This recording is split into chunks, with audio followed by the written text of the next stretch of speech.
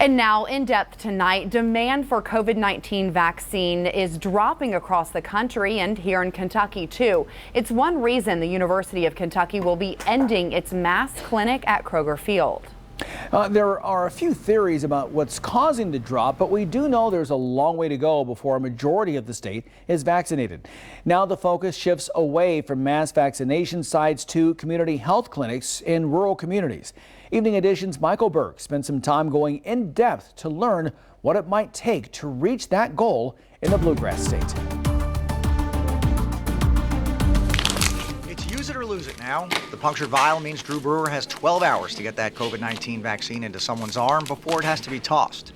Good thing he has something lined up. So we're going to Dan Cummins in Paris, and we're going to take care of the remaining people there that haven't gotten vaccinated yet. And he's got another clinic like it scheduled with a different company on a later date.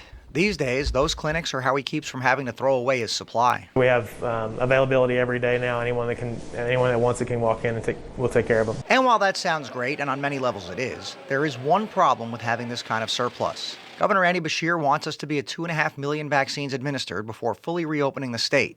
As of this afternoon, only about 41% of our population has been vaccinated. Wheelers, the popular Lexington pharmacy, tells LEX 18 they've received only 2 allotments of Johnson & Johnson's vaccine, nothing more. Bourbontown Pharmacy is a different story, where Drew can fill these syringes all day practically. And CVS just announced its plans to allow for walk-in vaccinations, no appointment necessary. Perhaps we've run out of adults who will get this vaccine. I think a lot of people are still skeptical. I think it's going to take some time.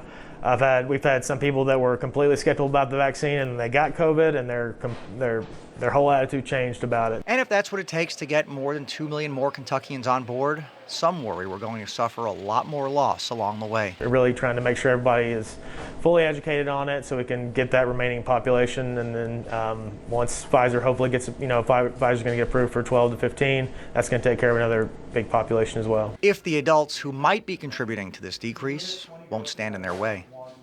In Bourbon County, Michael Burke for Evening Edition.